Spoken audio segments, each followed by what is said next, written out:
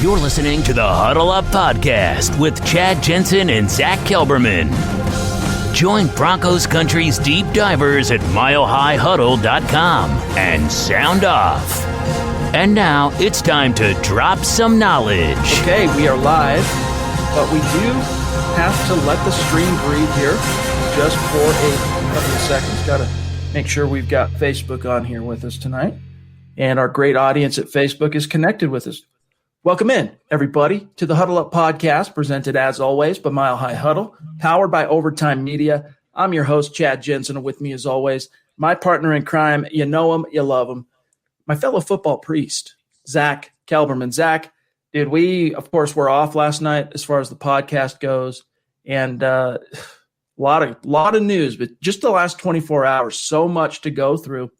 But I wanted to start with getting your take on this. I want to say it was Brandon Cristal of KOA that broke the news that Nigel Bradham. Now, for those of you who might not be 100% certain who Nigel Bradham is, veteran linebacker, ex-Saint, right? Ex-Bill, I want to say. Anyway, signed with the Broncos, and he did get promoted to I should say elevated to the active roster for one game. But he just quit today. He just walked away from the Denver Broncos. What's your reaction? Can't say I blame him. I mean, they gave him 17 snaps all on special teams, no defensive snaps, and this is a veteran, capable inside linebacker who signed with the Broncos probably under the premise he's going to get some playing time on defense. I know it's a small issue, and he's not this all-pro guy, but it calls into question the way the Broncos have been managing personnel this season, from DeMar Dotson to Devontae Bosby and now to Nigel Bradham. You wonder about the coaches. You wonder about what they're thinking, what they're seeing, the way they judge this talent. It's not an Elway problem. This is a Fangio problem and a coaching problem. Again, Nigel Bradham, he wasn't going to be the savior of the season, but to not play him at all, and when you have guys like Josie Jewell and Alexander Johnson getting exposed in pass coverage, and Nigel Bradham's specialty is what? Pass coverage? Makes no sense. Bizarre. It really is. I mean, I guess on one hand, I can understand that Vic Fangio, he feels like he can trust Jewell and Johnson because both of them now have 2 full years in his scheme under their belt. But, man, from a coverage perspective, you nailed it, dude. Like this team, I mean, I wouldn't say it's been as bad as it has in years past in terms of the middle of the field just getting picked apart by opponents. It's been slightly better, and I think Fangio's X's and O's is what accounts for that. But neither Johnson nor Jewell have been good in coverage. And even Alexander Johnson today, Zach, he's like, hey, I've been solid. I haven't been that good this year. That's me paraphrasing. I've been solid. He talked about the fact that he's been unable to get those takeaways, those game-changing type of plays, interceptions, forced fumbles. Those have been few and far between for Alexander Johnson this year. And I'm not saying that, you should have replaced Alexander Johnson with a Nigel Bradham, but as a nickel linebacker, Zach, swinging him in there to run against, at least to help you cover the middle of the field, whether it's wideouts, tight ends, running backs on the outlet. It just seemed like a colossal waste of opportunity. What do you have to lose putting him in there? You have everything to gain. He wasn't going to be Patrick Willis, a 3-down guy for the next 10 years. You haven't had a pass covering an inside linebacker since Danny Trevathan. You finally pick up a guy off the scrap heap, and you don't even play him. And again, like DeMar Dotson, took an injury to Wilkinson for DeMar Dotson to play. The scary part is, though, this is a defensive player, and the head coach of the team is a defensive coordinator. That's his supposed specialty. I can't really explain why. I know he battled some injuries. I know he maybe took a little longer to learn the playbook, but to not – look at that. Not one defensive snap in the weeks he was on the team. If he played one horrible game and he decided to walk away or they cut him, fine, but not to give him any opportunity in this kind of season, can't explain it. Dude, honestly, I think it doesn't really explain. I think it's part of the explanation. It's not the complete picture here, but I think because they paid Mark Barron, because remember, Nigel Bradham was part of the initial consideration when they ultimately chose to sign Mark Barron after what's the kid's name? Justin Strnad got hurt in training camp, right? The rookie 5th round pick. They went out and looked around. They talked to a bunch of different linebackers. Ended up going with Mark Barron. Nigel Bradham was one of the linebackers they talked to then. He wanted more money than they were willing to pay at the time, so they went with Mark Barron. They're on the hook for that money they paid Barron. He's been on injured reserve, right? He's barely even practiced as a Bronco because he literally showed up, whatever his hamstring problem was, and then it just persisted, and then he got dinged up something else. I want to say in in practice. And then so they put him on injured reserve. But Zach, for the last week or so, Barron has been back out on the field practicing. So I think this might also have something to do. This is just me reading the tea leaves. This is not me trying to report any insight or anything I've picked up from, a source or anything like that. I think this is also Bradham kind of reading the licking his thumb, putting it up in the air, which way the wind's blowing. The wind's blowing towards Mark Barron being the guy that gets that opportunity, not him. The wind's also blowing and making the Broncos a dumpster fire. And Nigel Bradham is a veteran player, and he walks. I don't think he's retiring based on the tone of that tweet. It looks like he wants to play for a contending team. And how could you blame him? Not only are the Broncos bad this year, he's not even playing for a bad team, and he's more than capable. He's almost overqualified to be a Broncos inside linebacker. So I don't blame him at all. I blame the Broncos for not playing the guy. It astounds me. As you guys can see from my background, I'm still traveling this week, taking care of some family business, seeing some family. It's been really great, but I have been dependent on hotel Wi-Fi these last few days. And so hopefully we're okay tonight. I'm not on any kind of a time crunch. I don't have to dip out early tonight, but Zach and John and our listeners, you got to let me know if there's any kind of quality issue. If I start breaking up or freezing, let me know, and we'll try and see if we can find a way around it. But nevertheless, guys, we have so much more to get to. I can see what's on everyone's mind at the top here anyway is what's going on with Drew Lock. Zach's been writing a lot about that the last few days. We're going to get to that here in just a few minutes. First, though, what we got to do is take care of some very, very quick matters of business, starting with tonight's sponsor of this live stream. Gang, in the state of Colorado, gambling is now legal, and sportsbetting.com is the no-brainer destination for sports fans, and here's why. You get sharp odds, low juice, you get hassle-free bonuses, which you can roll over after getting it, after using it one time, 24/7 live customer support, and it's always a real person in the United States. But the kicker, and this is what everyone really needs to pay attention to, is at sportsbetting.com right now, you can get a 100% risk-free week of sports betting up to $1,000. And it's not just one bet, but all of your bets. And the way it works, to really boil it down, simplify, is you play for a week. If your losses exceed your winnings, at the end of the week, sportsbetting.com will cover 100% of the difference, up to $1,000, and you can roll that over after one time. So head on over to sportsbetting.com/milehighhuddle. That's sportsbetting.com/milehighhuddle, and capitalize on a risk-free week of sports betting up to $1,000. All right, guys, really quick here. We will get to your questions to the stream, some super chats I can see there. But first, a couple of quick additional call outs here. As the show and as MHH continues to grow, especially on YouTube and Facebook and on Apple Podcasts, we got to make sure everyone knows how to connect with us on social media. Keep the conversation going. First and foremost, on Twitter, follow the podcast at Huddle Up, and then the main account at Mile High Huddle, and my partner, Zack Kelberman, at Kelberman NFL, myself, at Chad and Jensen. And then, gang, also a gentle reminder to head on over to the merch store and get your swag on, huddleuppod.com. Oh, as you can see here, nice work, John. As you can see here from one of the superstars in our community, Muhammad, he sent us a nice little, it looks like we paid this cat to model MHH swag. He's got the trucker hat. He's got the State of Being hoodie. It looks sharp, looks good. Looks like he's about to drop the hottest mixtape of 2020. Yes, dude. So Muhammad, you're a stud, and we got that up on Instagram as well. Because when you guys get when the merch shows up, we want you to send us these selfies. Maybe you're as savvy as Muhammad, and you take time to stage, and you have someone take it, and you really help MHH out. But Muhammad, you're a superstar in more ways than one, my friend. Look, as you can see, the hat, the hoodie, there's face masks, there's mugs, there's tank tops, there's T-shirts. There's a little something for everybody, and it's another way to support what we're doing here at Mile High Huddle. So shout out to you, Muhammad, and we appreciate you, my friend. Also, one last thing here on Facebook, as we continue to grow, across 90,000 followers in our community on Facebook. If you'd like to become an official supporter, though, on Facebook, just go to the page, facebook.com/milehighhuddle. You'll see the big blue button, and even right now, if you're watching on Facebook, there's a little thing in the chat stream that you click that and you can become a supporter. So it's another way to support what we're doing here if you would like to. And if you're not in a position to do those things and patronize the merch store, we're just happy to have you here, and we thank you for being with us. We do ask that you do these three things, and most of you do. You subscribe, like this video, especially crucial on YouTube, especially crucial on Facebook, And the great litmus test for Zach and I, are we doing a good job, is how much we see you sharing this content out there. If you think we're doing a good job for you on a day in and day out basis, share this video out on YouTube, on your Facebook, on your Twitter, on your social media. Help us continue to grow and reach new like-minded Broncos fans just like you. This is the Overtime Podcast Network. Broncos country, listen up. Coors Hard Seltzer is not your average seltzer. Rooted in Coors' long history of sustainability, the brand was inspired by a generation that wants to do good in the world with a mission to restore America's rivers.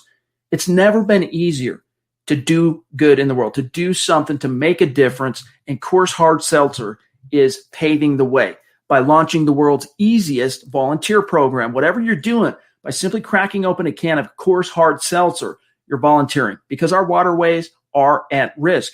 80% of America's rivers are drying up, but through a partnership with Change the Course, Coors Hard Seltzer is helping to protect and restore America's rivers. The way it works, each 12-pack of Coors Hard Seltzer restores 500 gallons of fresh water to U.S. rivers and the communities that depend on them.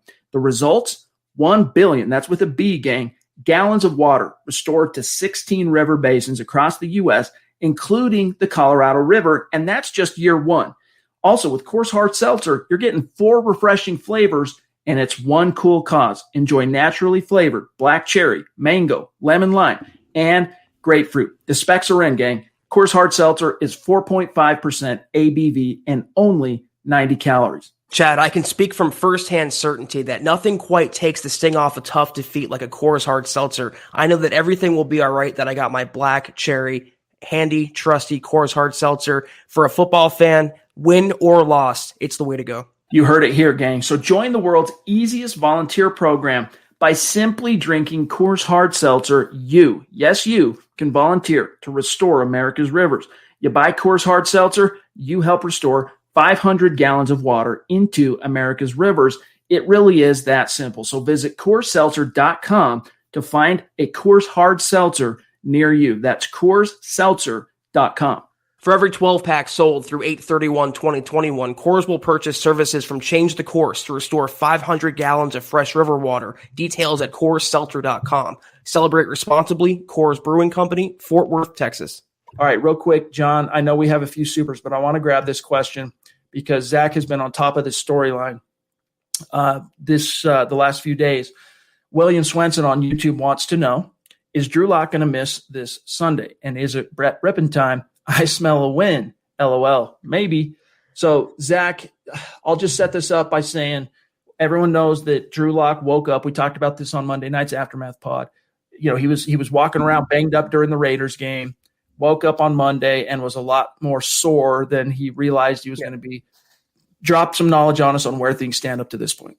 Well, he did not practice today. He was officially a DNP. He did not even stretch with the team today. He watched Brett Rippon take the majority of first-team reps, and right now it's looking like Brett Rippon will start Sunday. The only caveat there, Locke has to get at least a limited practice on Thursday and Friday. Fangio said Locke is unlikely to play, barring more practice time. So right now, if they had to make a decision, it's Brett Rippon. But Locke, if he gets healthier, Fangio said today he's making good progress. He feels better than he did Monday morning. That's only good in 48 hours. But it's a pain tolerance issue. It's a rib issue.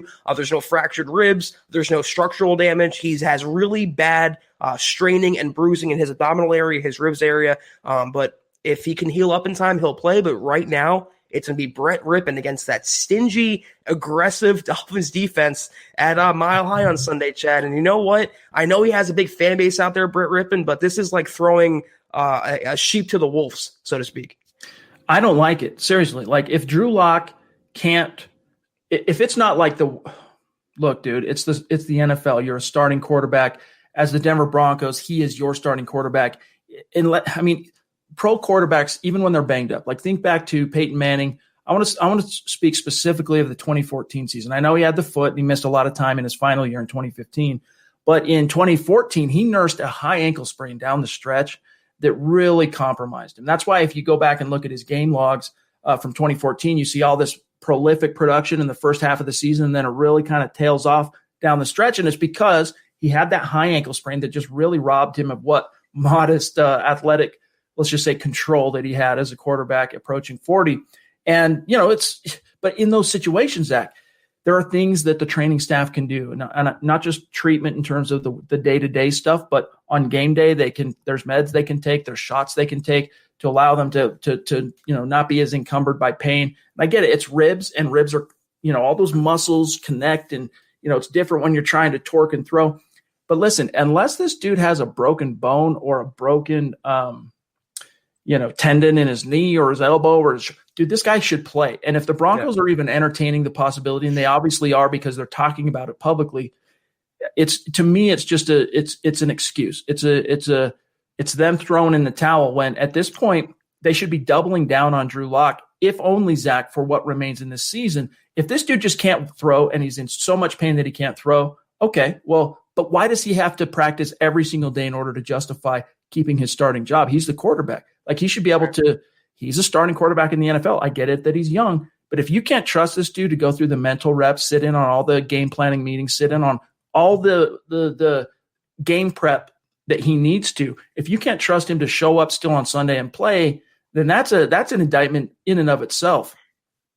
Well, there's a theory out there in Broncos country that they're doing to Drew Lock what they did to Joe Flacco last year, which is use an injury to justify his benching or to move on from him or turn the page on him. I don't think they're there yet. They have to decide one way or the other. They have to see more on Lock. And Fangio said he committed to him after the game. You wrote the article, Chad. After the Broncos lost, he's still their quarterback. And Fangio said himself he wants to see Lock play. He needs to have more time on task, to quote you.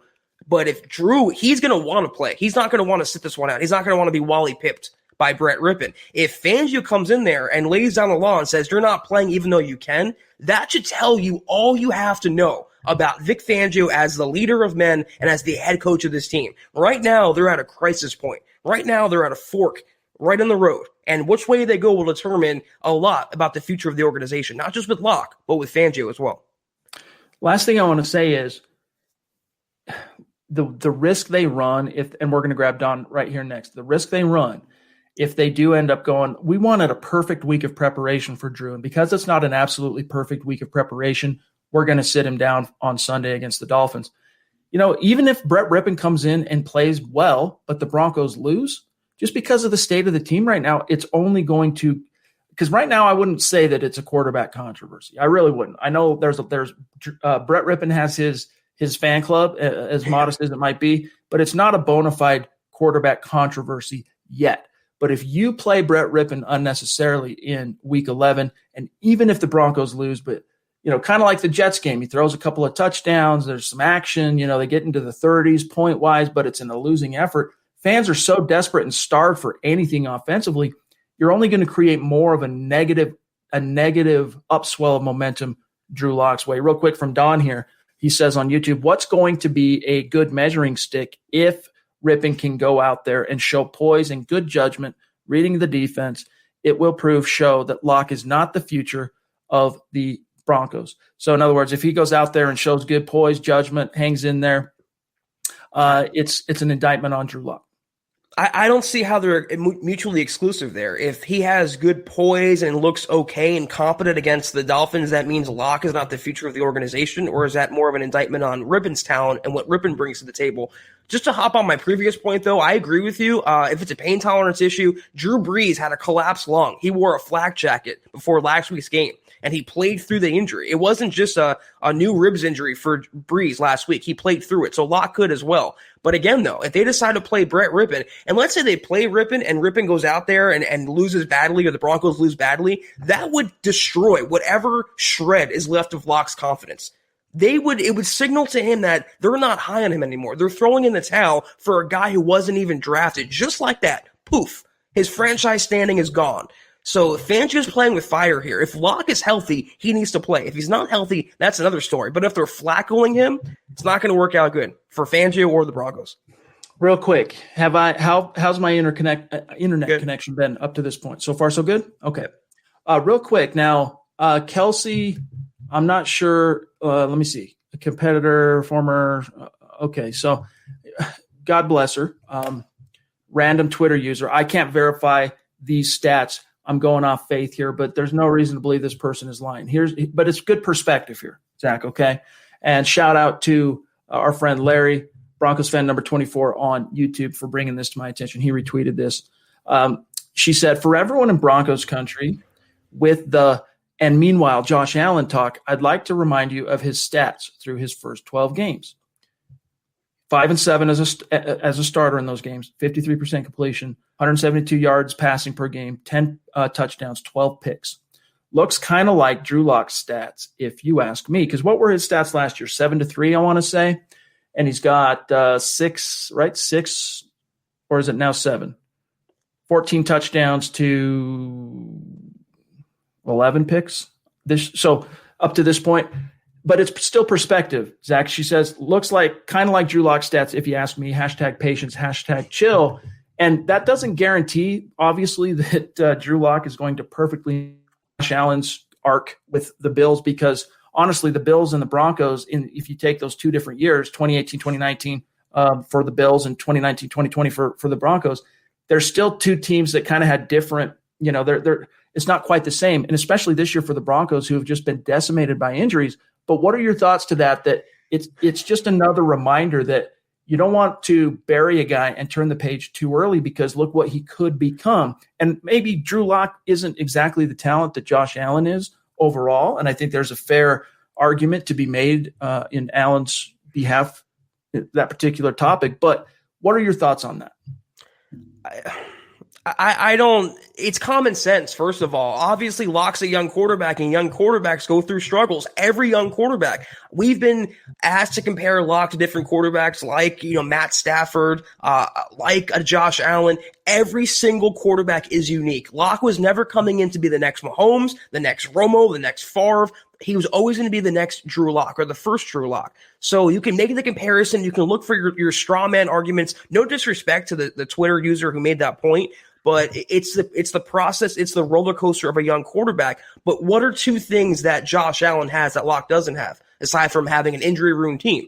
An offensive line that's capable and keeping him upright for the most part, and also good coaching. Brian Daboll in Buffalo, he was written off. He used to coach for the Jets. He's done a bang-up job with Josh Allen. He turned him into an MVP candidate, if not front-runner this season. He amazes. With his legs, with his arm, he has great handling, great coaching, great situational management. I'm not saying if you put Locke on Buffalo, he has the same numbers. I just want to see Locke with that level of coaching like a Josh Allen gets, like a Kyler Murray gets, like a Patrick Mahomes gets. I'm with you that I now have, up to this, from what I've seen from Pat Shurmur, I now have some very serious doubts that he's ever going to get that from this particular offensive coordinator. But at the same time, I look at Mike Shula and his track record in the league as not only a quarterback's coach and a quarterback's guy, former quarterback himself, but as an offensive coordinator and play call. I mean, it's just so mystifying why this offense has failed to even show any awareness in terms of you look at the game plan and balance, right? I mean, when Philip Lindsay gets 4 touches, even Melvin Gordon, 10 touches combined, they get 15 or less touches in a single game.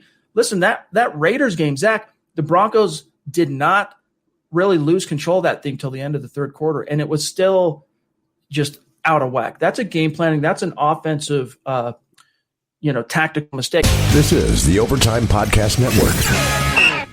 Josh Johnson jumping in. Appreciate the super chat, Joshua. And if you are on Twitter, even if you're already following myself, Zach, the podcast, if you're on Twitter, make sure you reach out. Let us know exactly who you are, because a lot of times the handle on YouTube might be different than what it is on Twitter, and we don't always recognize who's who. So reach out, connect with us. He says, like I tried to say, Fangio has an ego problem. I'm not sure exactly where that's coming from, like what that's in reference to, Zach, but what are your thoughts? Well, we all know that Elway has a massive ego, and we thought that they would be working closely together and well together because Fangio doesn't really have that ego. He's an old school guy. He's more of a quiet guy, but he likes things done his way as well. I mean, he's put himself at the forefront pretty much since his opening presser. He called out Von Miller. He established that it's going to be his way or the highway. I wouldn't say it's an ego issue. I'd say it's a stubborn issue. Vic Fangio is a very stubborn coach, and I'd be willing to bet he's a very stubborn man. And his stubbornness is ruining the Broncos, or at least detrimental to the Broncos' chances.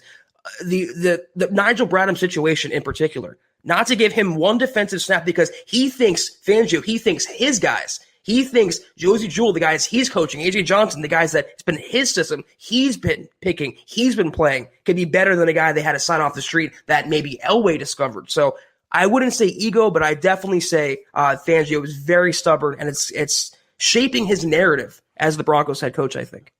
I think part of it is how long he's been in the league and the ups and downs as an assistant that he saw and experienced. And I think that it's creating almost a misguided kind of loyalty, at least in the case of Tom McMahon. With Pat Shurmur, I mean, at a certain point, I know that he hitched his start of Pat Shurmur with that fateful decision to fire Rich Scangarello. But at a certain point, even out of just your own sense of self-preservation, like if you're not going in there and getting in this dude's grill and saying, look, man, you gotta batten down the hatches. You got to get back to basics here. There is no excuse for us. You have 2 Pro Bowl running backs, dude, and you're not running the ball. You're not even trying to establish the run. Listen, telegraphing the fact that you're going to run on 2nd and 10 is not a sincere, committed approach to establishing the run. We're going to get to Devontae here in just 1 second. D, thanks for bringing it up, my friend. We are going to get to that. Well, might as well do it now. All right, so yesterday, Zach, you had the story. The Broncos release Devontae Harris, and for those of you who missed it, there's basically been 2 games in which Devontae Harris really saw action. One game on defense, multiple games on specials, but 2 games in which he popped, and not in a good way, and they came in back-to-back weeks. Surprise, surprise. They finally pulled the plug, and he got swooped up and claimed by the Ravens. So he went from a 3-6 squad to a 6-3 squad. Watch how well he plays now. Like every other former Broncos, it seems like. But yeah, they were making room for some other players coming back from injury. They did sign Jordan Leggett to the practice squad. So the Broncos did some roster shuffling, but it was 3 weeks too late. They released the guy now after the disastrous Falcons outing when they could have just had Devontae Bosby on the roster. Not only did they release Bosby, they kept Harris and then were forced to cut him because they finally admitted they made a mistake. Let me just, Chad, real quick before I forget this, my previous point about Fangio and the coaching staff, to your point about Tom McMahon. Someone tagged me on Twitter, Mike Zimmer in Minnesota, on the sideline on Sunday's game. He ripped into, I think it was a special teams coordinator. He was pissed off. That's when Cordarrelle Patterson returned to kick to the house. That's what I want to see from Vic Fangio. And also another point today, the Giants, they've won 2 games in a row now. In that NFC East, they're actually alive to win that division. What did they do? They fired their offensive line coach. And there's rumors as to what happened there, but Joe Judge, a rookie head coach, had enough grapefruits, cashews, whatever you want to say, to make a change to his coaching staff that he felt would be beneficial. He brought in his own guy. There is no reason why Tom McMahon should still have a job today. I've been tweeting it every single day. There's no reason why. There's no accountability, Chad. It all starts at the top, and this is why I go back to Fangio being so stubborn. It's actually hurting Denver now. Yeah, I mean, it's hard. You can't refute it. And Muhammad jumping in on Super Chat. Thanks, my friend. Really appreciate it. He says, I missed you guys. We missed you too, man. We chomp at the bit on the days in which we're off. We're off on Tuesdays, Fridays, Saturdays.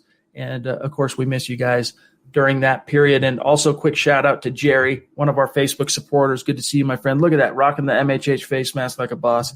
But, that's accountability. It's really becoming an issue for the Denver Broncos because, when things go sideways, here's a good example.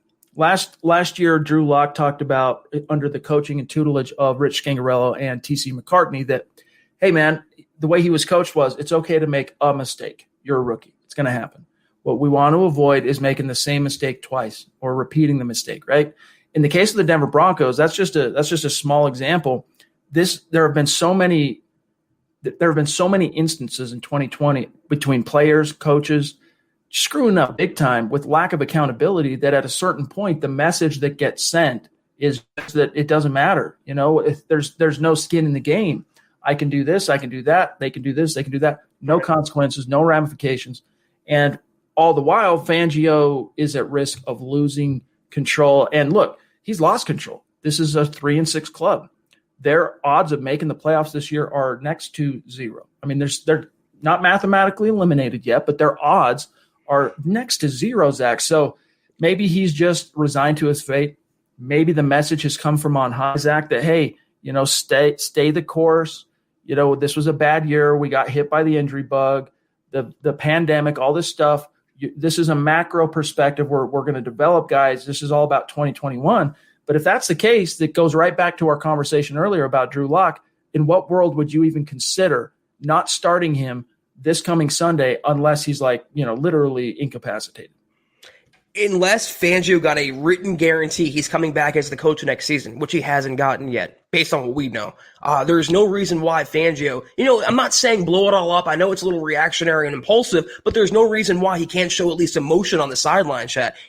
I can't stand stoic head coaches, and he is the most stoic head coach I've seen in a Broncos sideline in quite a while. Even Vance was getting mad. Vance was going off on the sideline. Fangio stands there with his arms crossed. His face has the same reaction. The most he does is pace up and down the sideline. That's it. And his players and his team reflect that. There's no energy. There's no passion, aggressiveness. They look to their leader of men, and that's how he's leading them. And you see the results. The queen of MHH jumping in off the top rope as she so often does. Christy, Amazing. We love you so much and appreciate you. And, it's like tonight, you're going to do what? I'm doing my podcast. I got to go break it down, do the Broncos. And I got this. People are like, my family's like, wait, but what? It's because of you guys, right? Even when I'm not quote unquote in the office, even when I'm quote unquote kind of, out and about or on the road or whatever, I feel a responsibility. I feel that's the best way to put it. I feel a commitment to show up for you guys. Just like I said about Drew Lock, unless I'm on a stretcher, all right, knock on wood, I'm going to show up. And Christy, this kind of love and this kind of support is really what exemplifies that commitment for myself, for Zach, for our whole show, for all of MHH. So thank you so much for that generosity and everything you do for this community. She says, missed you all for the last few. Hope you all are doing good. Glad to finally catch it live. Thanks, guys, and go Broncos.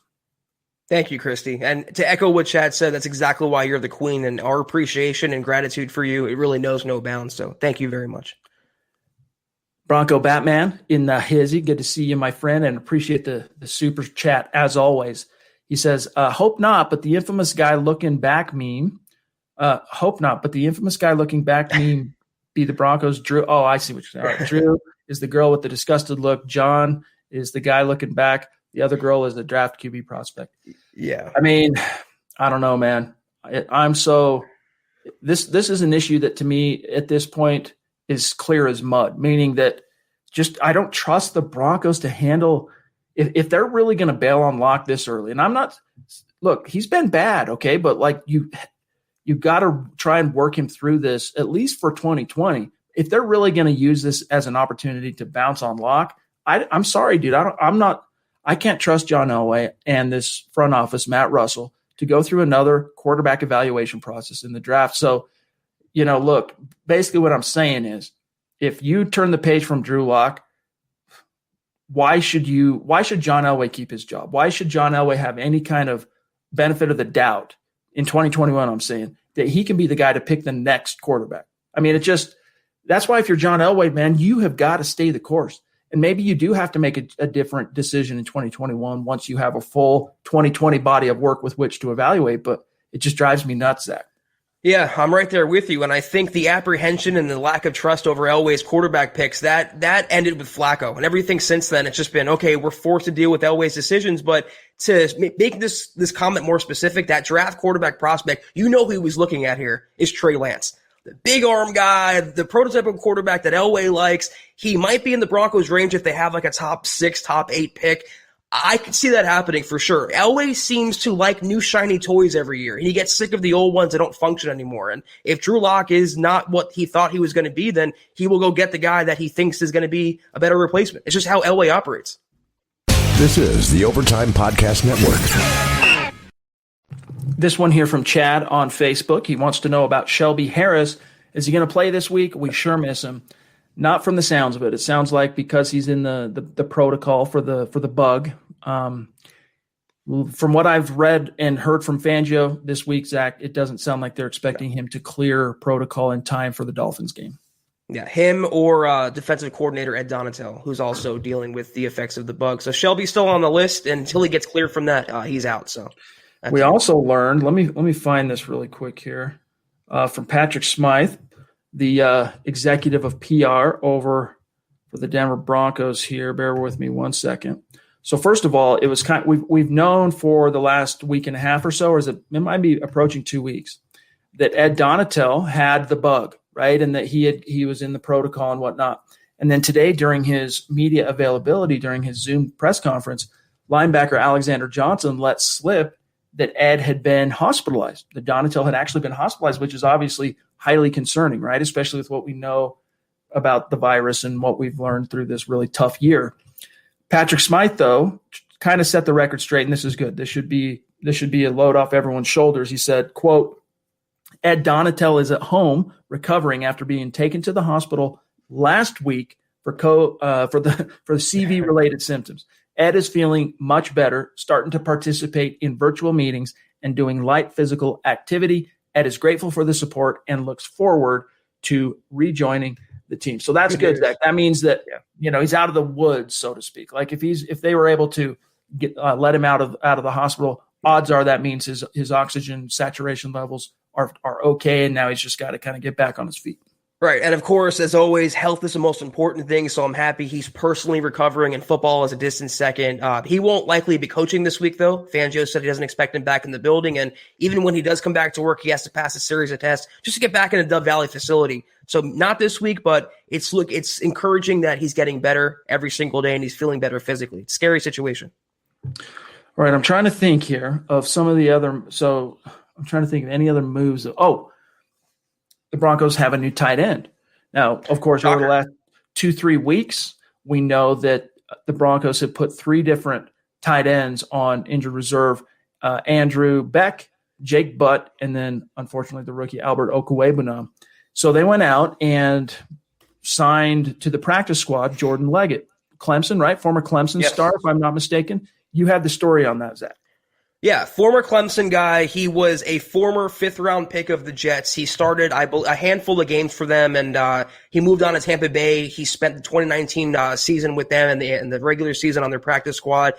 He was a highly touted prospect at Clemson, Chad. He's a dual threat kind of tight end, meaning he's a good blocker and a willing pass catcher. In the pre-draft process, he was compared to Delaney Walker, the former Titans tight end. Not a bad guy to have on the practice squad. Certainly like him more than Fumagalli. Certainly like him more than Jake Butt. If he can learn the playbook, I think he'll see some offensive time this year, if only because of the injuries. With Bud and Albert O being out for the season, I want to see what he can do.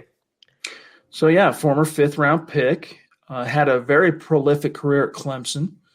And, yeah, he's an exciting young guy. I want to read this just real quick to give fans who might not know a lot about Leggett. You found a nice quote here from Bleacher Report's Matt Miller, who's been their draft guru for many years. Quote, a prototypical tight end, Jordan Leggett has NFL size and produced well in an offense that asked him to be a blocker and a receiver. A natural receiver, Leggett routinely makes grabs in traffic and is able to pull the ball in away from his frame. He uses his length well and his massive 10 3/8-inch hands. When Leggett is dialed in, he can be a tremendous threat up the seam and in the red zone. He gets his head around quickly to locate the ball and then more kind of scoutish type of stuff. But, it's solid. Like for whatever the Broncos might have lost in Albert O, right, in that having a Noah Fant who can stretch the seam, do a lot of things with that speed and that receiving ability. You're not getting a guy that's as dynamic in terms of the twitch and the speed, but it's a similar player in terms of what he could do for you as a receiver.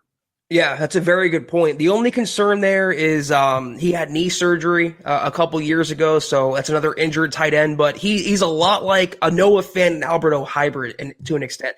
Again, not a season savior, but a good guy to have on the practice squad. And considering the depth chart right now, I think he'll get some playing time next couple weeks. Hopefully, we never know. Yes, that just reminded me of a story. Not a story, something that occurred on Twitter. I want to say it was yesterday. Yes, here it is. Let me show you guys this. Zach, I wanted to get your thoughts on this. John and I were talking about it right before we went live tonight, and I want to get your thoughts on the record here. So Noah Fant made kind of a I don't know, mysterious tweet. He made waves. And then it was followed up. So he said, control what you can control. This was yesterday. This was on Tuesday. He tweeted, control what you can control. That's all. That's my tweet for today. And then this Twitter user replied, and he tagged Drew Lock, like, just come on, dude. You're not good enough, and your team knows it. And then Fant replied underneath, no. That's my QB. So Fant is doing his best Terrell Owens impression on Twitter, granted, but nevertheless, Zach, that I take that as some small sign, all right, that Drew Lock has not lost the locker room. That his teammates still believe in him and are working through it. As frustrated as they might be, I think he still has that. Even he might have lost a few true believers, but I think they're still with him for the most part. I am going to figuratively take my hat off and put my tinfoil hat on. This can also be interpreted as a sign that the Broncos players in the locker room are committed to Lock, whereas Fangio, not so much. Fangio is opening the door for Brett Rippon to start now, regardless of Drew Lock's health. And when you have Noah Fant, who came up with Drew Lock, and they have a great rapport, but that's the mutiny that you risk. That's the fracture that you risk if you mishandle this situation, like I believe Fangio would if he plays Brett Rippon over a healthy enough Drew Lock. So we know how the players feel, especially the young players in the locker room. They like Drew. Say what you want about that. Say what you want about their feelings. They like number 3. If Fangio has different agenda, it can really cause a problem and some friction in Dove Valley. Look, Fangio's – and by the way, happy birthday, Wyatt. Hope you have a great one, my friend. And I hope the Broncos do deliver you a W for your birthday, my friend. But, Fangio, the thing is, and this is a good point here from Jake on Facebook. Sometimes I think Locke is trying too hard. He will learn. They need to give him time and better coaching. Another way of saying that, Zach, is that he's pressing, right? The pressure is coming on. It's internal and it's also external, and it ends up in the player pressing. And how that shakes out on the field is often missed reads, forced balls, rushed play. Like, it all ends up into this really ugly snowball effect. And in the case of Brett Rippon, I think what most fans would see if he does end up playing on Sunday, and maybe this would be good for Drew. This is just me trying to find a silver lining if Brett Rippon plays, is maybe it'd be good for Drew to see a guy come in there, because for whatever Brett Rippon might lack athletically and as a true dynamic thrower of the football, he does make up for with that football brain and his ability to put touch and accuracy on the ball and throw into the future, know the scheme, recognize defenses pre-snap, recognize coverages, adjust protections pre-snap, all that stuff that right now it feels like for Locke is going a mile a minute. It might be good for him to see Rippon go out there and do it and go, if he can do it, I can do it. What am I doing? I need to chill. This has just gotten out of control. I can do this. Maybe that would be good. But Zach, one of the things that speaks to Fangio's perhaps leaning toward Rippon at this point is, he feels the pressure to win. And if he thinks Brett Rippon can get out there and more competently manage the offense, maybe he's not going to be that big play potential guy that Locke is on a snap in, snap out basis, but maybe Fangio trusts him a little bit more to competently manage the game. If Fangio felt pressure to win, he'd fire McMahon and make Pat Shurmur give Philip Lindsay carries. And the thing about Drew Lock being erratic and thinking too much and playing out of control, it is his style. But when you have a quarterback like that, and I hate to be hypocritical, but look at Josh Allen. He was very erratic his first season, and when he throw those picks, what Buffalo would do, a good coaching staff, is settling him down by leaning on the running game and throwing high percentage passes. 4 carries compared to 47 pass attempts for Drew Lock in a one-possession game where your quarterback is struggling. If you have a quarterback who's thinking too much, the onus is on the coaching staff, Chad. That's why you have a coaching staff, to settle him down. You lean on the running game. You have more play action. You do whatever you can to put the quarterback in a better rhythm for himself and for the team. And he's being failed. You can blame him all you want for the picks and the inaccuracy and his footwork, but Pat Shurmur and this coaching staff has failed him this regular season. I agree on a macro level. I really do. I think that, and again, it's hard to, and by the way, thank you, Stu Meat, jumping in with a very generous super chat. It's a super sticker. It says number 1. It doesn't translate when we show super stickers. It doesn't show the little emoji thing that pops up on YouTube, but Stu Meat, we love you. Appreciate you, my friend. It does mean a lot to us. I lost my train of thought on what I was going to say, but nevertheless, with regard to Vic Fangio, and no, it was the offense. Sorry, throw that back up, John. Before I almost lost my train of thought. I got it back. Rich Scangarello. Look, Vic Fangio didn't have a crystal ball. He couldn't have predicted that 2020 was going to feature a pandemic that would completely reshape the NFL. But nevertheless, that's going to be a fateful decision that's going to haunt him and this team unless they can turn it around. Christopher Dio, 44, one of our superstars. Appreciate you, Chris, jumping in. He says, if Garrett Bowles got 4 years, Locke should get 3. Good to see you guys back. This was a perspective I had to start this season. It really was. I was like, you know what? Even if Locke doesn't have a great 2020, this is me. And you guys who've been with us a long time can remember me saying these type of things during the offseason and in the summer. That no, Locke gets 2020, he gets 2021.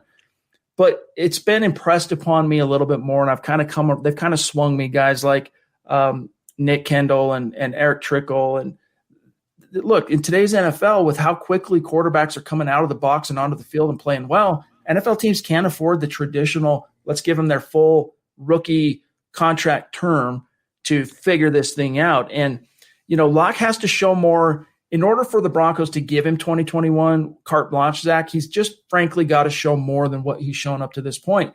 And yes, Bowles did get the full 4 years and it paid dividends up to this point. It really has paid dividends for the Broncos, but quarterback's just a different animal without the quarterback. Like, you can survive. I get it. Left tackle is a franchise building block, cornerstone piece that you got to have on the roster.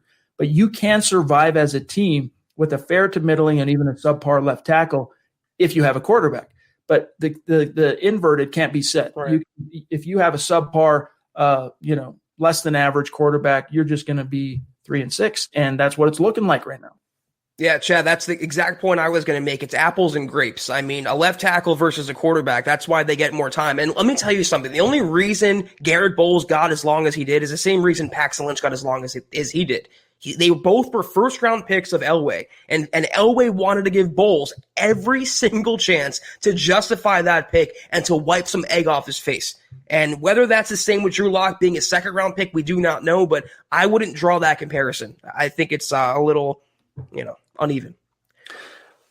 I'm still going back and forth on it, to be honest with you. I'm not sure exactly if I was making that decision, the one thing I could tell you right now is, regardless, I would be pedal to the metal on getting Drew as many games this year as possible. Oh, yeah. And then I would cross that bridge in 2021. Spicy Mike with a good question here on YouTube. He says, how much influence does Fangio have on offense? Is his philosophy on how an offense should attack a defense going into game calling, play calling, game planning? Fangio's influence on the offense technically is absolute. He's the head coach. So in other words, if he walks into Pat Shurmur's office and says, here's what you're doing henceforth, then that's what goes. He's the boss. Zach, the question is he exerting that influence? I don't think he is. He's the guy that wants the head coach of the offense. That's why he wanted one of the many reasons why he wanted Pat Shurmur was he wanted to be able to focus on his defense. He wanted to be able to focus on managing the game, and he wanted someone else to basically be the head coach of the offense. And what better guy than a two-time former head coach to do that in Pat Shurmur? In Fangio's mind, that's veteran, experience, wherewithal. I can trust it. Rich Scangarello, 1 year, you did a good job getting Drew Lock through his rookie learning curve. Catch you on the flip-flop. And as far as his philosophy goes, we know what Fangio likes. His thing, anytime you ask him about what he likes offensively, he always uses the B word, Zach, balance. And he's not just talking about run-to-pass ratio, but how you run, how you pass. And it's in that nuance is what keeps defenses on their heels. I'm not seeing any nuance in Pat Shurmur's scheme. Yeah, I mean, what better guy than Pat Shurmur, the guy who was fired by the Browns and the New York Giants, two of the best franchises in the NFL. Fangio's influence on the offense is limited to looking at them through a defensive prism.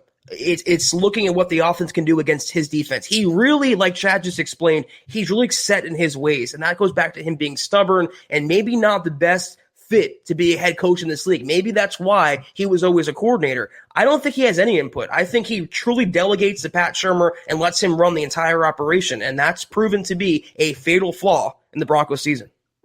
Here's a good question for Zach here from Superbot on YouTube. He says, Zach, since you know about cowboy business, can you tell us if there's any possibility that Jerry Jones doesn't sign Dak Prescott and we could go after him in free agency. That's one of Zach's jobs in the NFL is covering the Cowboys, the Dallas Cowboys for Heavy.com. What's your answer, Zach? Well, nothing surprises me anymore because this time last year I thought they would sign Dak to his deserved multi-year extension. I don't think he hits the open market. In a worst-case scenario, they will franchise tag him again at a guaranteed $37.7 million, and that's still, I think, less than what he would make on the open market. His injury muddies things, but let me just say one thing. I was going to tweet this. I was writing a story yesterday, and I accidentally wrote Denver Broncos quarterback DAKP, and I stopped myself there, and I got sad because I want that so bad. You put a healthy Dak Prescott on this team with a healthy offense, this is a 10-11 win Broncos team. I'd love to have Dak, top 8 quarterback in the NFL at worst. I just don't think he leaves Dallas. They'd be ridiculously stupid to let him get away. Duke Boynton, one of our superstars, he's up there on the MHH Mount Rushmore. This is a cat that I love. Duke, it's good to see you, my friend. He says the Broncos are a shell of their former championship years for years now. It's not even entertaining to watch them play, but we've been spoiled. Yeah, to a point, Broncos fans have been spoiled in terms of, I guess predating 83 because you had the Orange Crush in the one Super Bowl, lost to the Dallas Cowboys, speaking of the Cowboys. But yeah, the Broncos have been spoiled. You got really lucky that John Elway landed the biggest free agent fish in the history of the NFL and convinced Peyton Manning to sign in Denver. And it has been some good times, but it's also been some pretty dark years. And unfortunately, you're reaching a point where all of that cachet, trust, benefit of the doubt that Elway built up as a player and a front office guy through 2015, and I'll say 2016, it has really not been able to withstand how bad 2017, 18, 19, and 20 have been up to this point. And I've seen multiple takes from NFL analysts across the country this last week or so say things to this point. I can't refute it. I can't pick a bone. I can't pick a nit. This is true. If John Elway were the GM of any other NFL team, see ya, he'd be fired. Yeah. That's the truth. Look, that's just the truth. So, but he's under contract through 2021. It seems like Joe Ellis and he are kind of attached at the hip in terms of the top executives. For one's on the business side, one's on the NFL side. But Joe Ellis also is CEO, okay? And he's also one of the 3 members of the Pat Bowlen Trust. So he does wield more power than Elway. If his name was John Smith and not John Elway, he would have been fired, Chad. And you can argue he never would have gotten the job if he didn't have the last name Elway. They did have great success in the 90s, the 2000s. Elway won a title as a player, as an executive, but, all things come to an end. There's always a transition. Look at the Patriots this season. They're going through what's going to be a rebuild for them as well. Every team goes through it.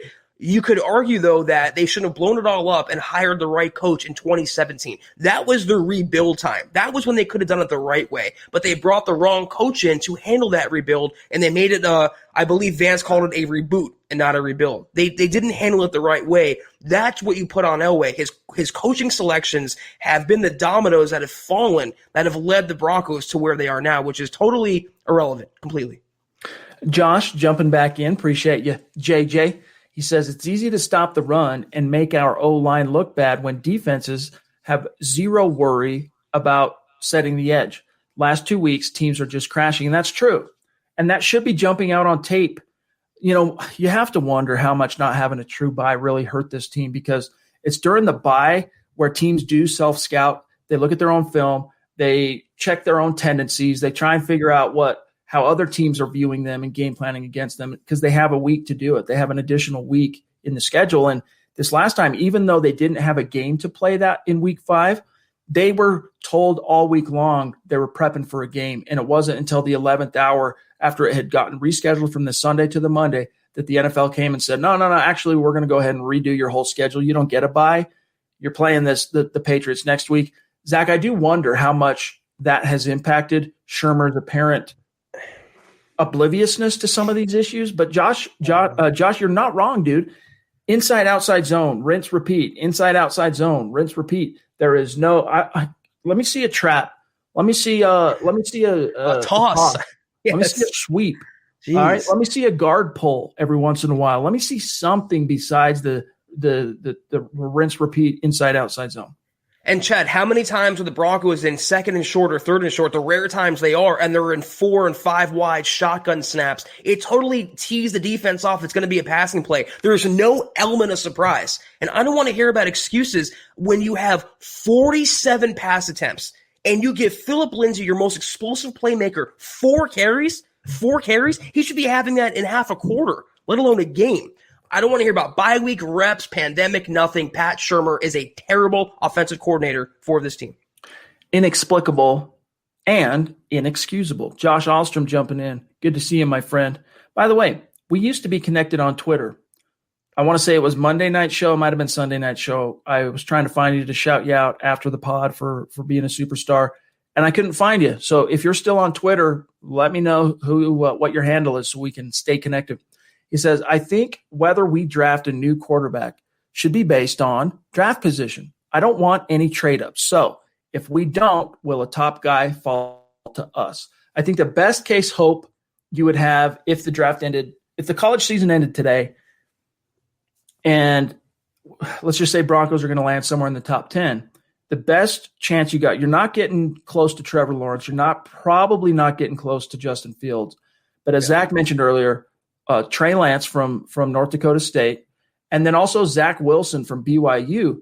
But I don't, if you're going to go with Zach Wilson, you might as well ride it out with Drew Lock, because Zach Wilson is so similar to Drew. So similar in terms of raw, just very talented, but so raw and unrefined. So I agree with you on one hand there, Josh, that it does depend on draft position is going to factor into draft priorities on some level. But at the same time, if you're convinced, based on his body of work, that Drew Lock is not the guy, you now know, if you're John Elway and you're this front office, you don't have a quarterback. What wouldn't you pay then to get Trevor Lawrence? Go sell the farm. This team is already so deep and talented. Once they get these horses back that are hurt, these last 3 drafts, Elway has done a good job in the draft, stocking the shelves. You inject Trevor Lawrence, you mortgage 2021. You mortgage 2022 in terms of the draft. I should say 2022 and 2023 in terms of the draft. But what you make up for is the next Andrew Luck, the next Peyton Manning, according to the draft nicks. Yeah, it's a tough question to answer without knowing where the Broncos are going to be drafting. I think right now they're, 11th overall, which is not in range for a top quarterback. It's also tough to know without the pre-draft process playing out where these quarterbacks are going to go. There's always a riser. There's always a faller. Look at Josh Rosen a few years ago and look at his career now. I think a lot depends on where they are and how close they are to their prospective quarterback target. If they can trade a few spots for Trey Lance, I think they might do that. But if they're in the 12 range, 11 range, and the quarterbacks are off the board, they might just take a quarterback in the second round, put up against Drew Lock, and be like, best man wins the job. I think Lock stays on the roster next year because he's on his rookie contract still. He's making peanuts as a second-round pick. It would be stupid to get rid of him when his upside is still technically there, theoretically. It's a multifaceted question to answer. I think Elway will be tempted. I don't see him selling the farm for Lawrence, nor do I see the Jets being open to trading out of that pick. But a guy like Wilson, a guy like Trey Lance, I can definitely see it Elway percolating in his mind. Yes, indeed. All right, let's grab here KP. Big Kev, we love you. We appreciate you. One of our superstars, longtime listener, bona fide linchpin member of the MHH community. Thank you, Kevin. And he speaks to what we just said. Elway has stocked the shelves. There is talent on this team, which makes it all the more frustrating the injuries they've suffered and all the more frustrating the coaches haven't been able to maximize the talent. KJ Hamler is a baller. I agree, man. He's a guy that's going to be he could very well be a stud for this team for many years to come. I've, for the most part, really loved what I've seen from him. I do worry about him being a little bit of an injury case, being frank. But he's an explosive pop guy. You get him consistent quarterback play and a consistent, competent game plan offensively week in and week out. You'll probably see, Zach, better, more competent, consistent play from him. A couple drops here and there, but it's to be expected for a rookie that's still kind of making his way. Coaching. Again, I hate to cite Buffalo once again and Brian Daboll, but look at Isaiah McKenzie. He's been a weapon for them since leaving the Broncos. Look at what John Brown has resurrected his career. And let me tell you something about KJ Hamler. His upside dwarfs both of those players combined. He can be a legit poor man's version of Tyreek Hill for this Broncos offense, a true game changer, but they're not even getting the ball in his hands. Nothing over the middle, no screens, no crossers, nothing imaginative, and that falls on the coaching. Hopefully, if the Broncos have a new coordinator next year, they can use him because he can be a true threat. I'm with you, though. The hamstring injuries, the soft tissue injuries, his injury prone, the Deshaun Jackson comparisons, those worry me, but on its face, his talent, his ceiling is just mouthwatering. Appreciate you, G Money. Really does mean a lot to us. Let me grab this from Jerry Holland, one of our Facebook supporters, and he's a guy that'll go from Facebook over to YouTube, make a super chat. He just supports what we're doing here. We appreciate you, Jerry. He wants to know, is there a scenario where the O-line guys help point out the defensive scheme coming at Locke? I mean, that's part of what – it's another thing kind of exacerbating the situation is you've got a rookie center. And that's something that a veteran center is supposed to do, Zach, is to kind of help call out protections, who's the mic, all these. And Lloyd Cushenberry is doing those things, but he's so knee deep in his own learning curve. He's swimming. Yeah, he's swimming just as much, Zach. Yeah, and you can't expect a young offensive line. I mean, it's the coaching. Locke, this is all on Locke as well. He has to know the protection. He has to know and recognize the pre-draft coverage, the blitzers. That's on Locke. But when you have a rookie center, when you don't pay a guy like Matt Paradis, even Connor McGovern, when you don't keep continuity on that line, what do you expect? Yeah. Naj, it's good to see you, my friend. Appreciate your generosity and support. As always, man, it just means a lot to us. He says, hey, brothers, 21 turnovers. Do they script their early plays? Yes. If so, what are they practicing? Opening drives are usually run minus yards on first down, incomplete or sack on second, and then an incomplete on third, a broken record. So, yes, they do. Most NFL coordinators do this. They script the first 15 to 18 plays. And this was something that was started by the great Bill Walsh back in the day, all right, early 80s, late 70s, early 80s, scripting it. And sometimes you have to go off script earlier before you get through those 15 to 18 plays, depending on game flow. But in their case, yeah, I mean, that's another thing, Zach, making it so sad is that they are scripting these games and the first half without Bill. I mean, I'm trying to think now. Tennessee, think about that Noah Fant touchdown Drew Lock threw over the middle, very similar to the touchdown he caught against the Texans last year from Drew Lock. Outside of that, it was a first half play. What have the Broncos done in the first half through more than now half the season? Like, it boggles the mind how incompetent and impotent they've been in the first half. Say what you want about Scangarello, but he was killed for his scripting plays and the way he started games, but I can never remember Locke starting so slowly every single week. It just seemed like Scangarello was a much better play caller for Locke's skill set, and he got Locke going before the fourth quarter. Again, I hate to say it, but coaching. All right, John, do you have the great – there he is, Ron Dubb. Good to see you, Ron. This is a cat that's been with us a long time listener, bona fide and longtime Super Chat superstar, and always brings the great questions. We appreciate you so much, Ron. And, we just love having you in the stream, my friend. He says, hey, guys, long time. This offense needs more creativity, an innovative offensive mind. I'm trying to be patient with Locke, but it's hard. Who on this team do you see making the Pro Bowl? Ooh, good question. That actually ties into something that Vic Fangio said today. Let's ask Vic, and then we'll answer. All right, we'll kind of riff off. I can't believe one guy he mentions here. It's so egregious to me. All right, it'll jump out to you too. Here you go, gang. Here's Vic's quote. Obviously, being the coach of the team, I'm going to go overboard. Bowles, Reisner, obviously on the O-line are two guys that I think would deserve consideration. Glasgow, possibly. Jesus. But he's missed a few of these games. I think Shelby was playing well. Obviously, he's going to miss 3 games. That always hurts a little bit. Bradley Chubb, doing well. I think Bryce Callahan is doing well. Both safeties, Kareem and Justin Simmons, doing well. Both inside linebackers are playing good for us, AJ and Josie. I believe all those guys, and Brandon McManus, obviously, I think deserves strong consideration. Let me answer, close quote, let me answer Ron here. it starts and ends with these three names: Garrett Bowles, Bryce Callahan, and maybe Brandon McManus. But I don't see Brandon McManus garnering enough. The Broncos aren't good enough as an offense, as a team that scores, as a team that wins, for the kicker to get in. Like, you need to be on a team that's actually scoring and winning, usually, to be a Pro Bowler at the kicker level. But to me, Zach, it's Bowles, it's Callahan, and maybe McManus. That's it. First of all, I know Fangio is being a head coach, and it's coach speak to hype up your own players, but it calls into question his offensive competence. If you're watching this offensive line and watching Reiser's regression, and especially watching Glasgow, who I've hammered on Twitter, who's been very underwhelming after signing an $11 million annual deal, it's like, what are you looking at? Do you really have no understanding of the offense? Are you just a defensive guy? But I digress on that. Bryce Callahan, to me, is a lock. He should be an all-pro, let alone Pro Bowler. McManus, he's been money this year. I think he would have a shot at it. Simmons, I could see getting it on name recognition alone. Obviously, Vaughn would too if he was playing this year. He hasn't been a Pro Bowl caliber player. It's hard for me to justify. I can maybe see Garrett Bowles, but based on his reputation as well, I don't think he doesn't have the name cachet to get in. The only guy that I think is a true lock is Callahan, and it's well-deserved. I could see now, even though I don't think technically he's deserving, all right, I could see Justin Simmons getting in, because oftentimes what happens is a player goes from, 1 or 2 years of kind of finding his way, making his way in the league, and then he has his pop year.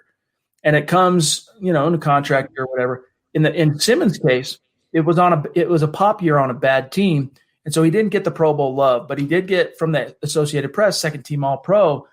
And what often happens in those situations is they have their pop year, and because they kind of came out of nowhere, so to speak, for the NFL at large, I'm talking coaches, players, and fans, they don't get the Pro Bowl love. But the next year, that residual kind of higher elevated profile inflates what they do the second year. And in this case, I could see Justin Simmons getting a Pro Bowl nod, and it would kind of be for, in this case, making up for the fact that he was snubbed last year, because he was a top 1, 2, 3 safety in the league last year, period. Like, he was great. He hasn't been that this year. Erratic, up and down. He's produced some stats. He does have 3 interceptions, and that's been nice, but he's been, you want to talk about up and down, you want to talk about erratic. I mean, Zach, he is never going to live down that missed tackle on Sam Darnold in week 4. Ever. Yeah. Can you go to the Pro Bowl and look your dudes in the eye and be like, hey, guys, yeah, that was me that let Sam Darnold roll for 42 yards. Yeah, Kareem, too, who took a horrible angle. Wasn't quite as punked as Simmons was on that play, but still really ugly on Kareem's part, too. How about last week against the Raiders? Josh Jacobs just gallivants to the end zone, and there's no resistance. Justin Simmons kind of pulls up lane. He's been a borderline top 12 safety. The only thing a Pro Bowl nod would do was increase his price tag. And I don't think the Elways. I don't think the Broncos are committing a multi-year. There's a Fraudian slipper if there's ever one. I don't think they're committing a multi-year deal at this point to Simmons. The only guy, and usually, Chad, bad teams don't get a lot of Pro Bowl players. The bad teams are really kind of ignored. But the only guy that's worthy of it that I think is a lock, it should be, is Bryce Callahan. He's been excellent this year. Amen. Well, guys, it has been great. I'm trying to think if we missed any of the storylines that I wanted to get to tonight. It's been just a very tumultuous couple of days. I think we pretty much landed on everything that needed to be covered. We'll see how things develop with Drew over the next couple of days. With Vic Fangio, again, he makes so much out of it. It bothers me. If a player isn't at least limited on Thursday, and if he's not full on Friday, unless he's Vaughn, unless he's Shelby, unless he's a sweetheart of the coaches, he's not. But it's your quarterback, all right? You got to be able to trust your quarterback to be on the field, be in the game meetings, maybe not practicing, but he's there. And if he wakes up on Sunday and says, I can go, that should be enough to start him if you're the Denver Broncos. We'll see how it shakes out, Zach. Yeah, we'll know tomorrow. They'll update Lock status at the end of their practice. But if he's another DMP, he's not playing Sunday. He has to be at least limited both days, tomorrow and Friday, to have any shot. But right now, it's looking like Brett Rippon is going to draw the start against that really tough Dolphins defense. Guys, in the meantime, as we sign off tonight, make sure you're following the podcast on Twitter at HuddleUpPod. Keep the conversation going with us there. Also, the main account at Mile High Huddle. And on Twitter, follow my partner, Zack Kelberman, at Kelberman NFL, as you can see here on the screen. And then you can find me at Chad and Jensen, our producer, John Cronenberg, on Twitter's at John K. MHH, a great Twitter follow. Trust me on that. You'll really enjoy the conversations you'll have on Twitter with John. And then, listen, we want you at milehighhuddle.com. Today, all week long, as I've been traveling and doing some family stuff, Zach has been on fire, just dropping article after article, covering all the news that's happening out of Broncos HQ. And we want you guys there. I mean, we love showing up for you from 6 to 7 each and every on the 4 nights a week that Zach and I do the Huddle Up podcast. We love doing that. But you can reach us outside of the 6 to 7 o'clock hour by coming over to milehighhuddle.com. So many of you do this, but I want to remind everyone, go to the website, go to milehighhuddle.com, part of Sports Illustrated, and read the articles, comment. We want your takes. Share what your thoughts are on the very issues that myself and Zach and other great writers like Bob and Nick and Eric are talking about at the site. So do that. But Mile High salute to our Super Chat superstars and our Facebook supporters. You guys mean the world to us. And thanks to each and every one of you for showing up here tonight. I know things, Zach, aren't going well for this team, and it's just another one of those type of years for the fans. But we appreciate the passion of our dedicated audience. It's been a trying year from start to finish, not just with football, but you guys are the one constant. This podcast is the one constant. And we get so many comments that are saying and praising us for distracting you guys or providing you entertainment. You do the same thing for us. You're our escape as well. You're our little slice of paradise 4 nights a week. So again, Mile High salute. We cannot appreciate you or thank you enough. We'll see you tomorrow night. You've been listening to the Huddle Up Podcast. Join Broncos Country's deep divers at milehighhuddle.com to keep the conversation going.